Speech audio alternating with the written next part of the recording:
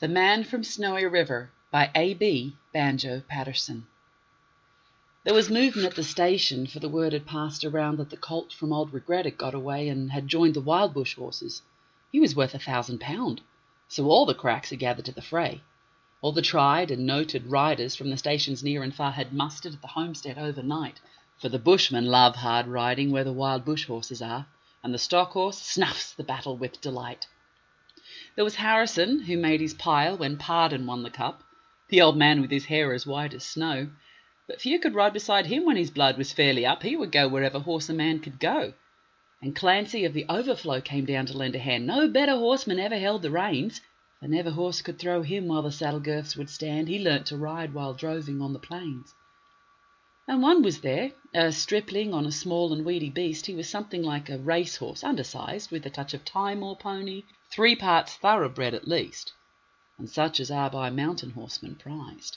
He was hard and tough and wiry, just the sort that won't say die. There was courage in his quick, impatient tread, and he bore the badge of gameness in his bright and fiery eye and the proud and lofty carriage of his head.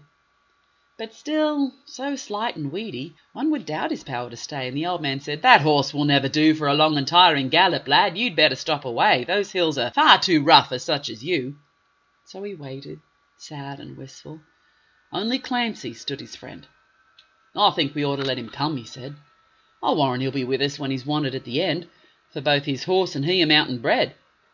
He hails from Snowy River up by Kosciuszko side, where the hills are twice as steep and twice as rough, where a horse's hoofs strike firelight from the flintstones every stride. The man that holds his own is good enough. And the Snowy River riders on the mountain make their home, where the river runs those giant hills between. I've seen full many horsemen since I first commenced to roam, but nowhere yet such horsemen have I seen." So he went. They found the horses by the big mimosa clump, and they raced away toward the mountain's brow, and the old man gave his orders. "Boys, go at 'em from the jump. No use to try for fancy riding now, and Clancy, you must wheel them. Try and wheel them to the right. Ride boldly, lad, never fear the spills, for never yet was rider that could keep the mob in sight if once they gain the shelter of those hills." So Clancy rode to wheel them. He was racing on the wing where the best and boldest riders take their place, and he raced his stock horse past them and made the rangers ring with a stock whip as he met them face to face.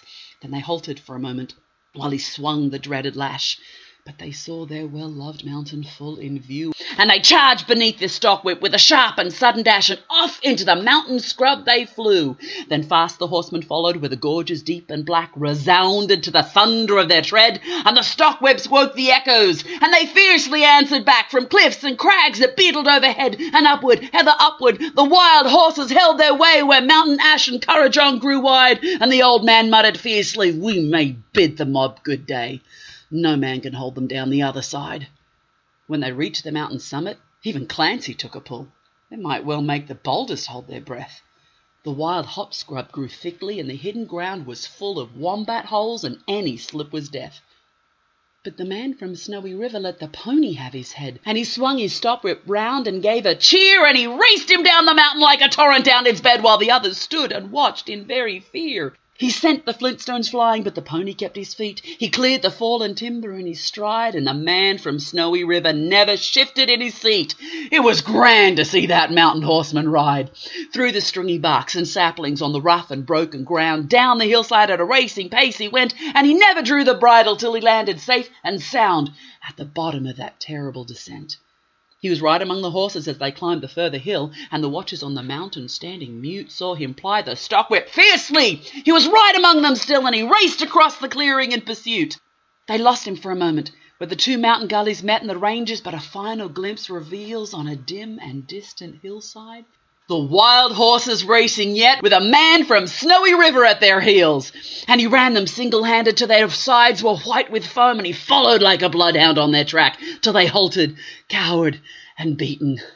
Then he turned their heads for home, and alone and unassisted brought them back.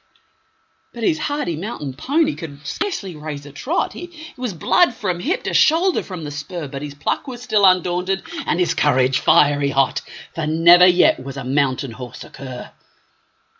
And down by Kosciuszko, where the pine-clad ridges raised their torn and rugged battlements on high, where the air is clear as crystal and the white stars fairly blaze at midnight in the cold and frosty sky, and where around the overflow the reed beds sweep and sway to the breezes and the rolling plains are wide.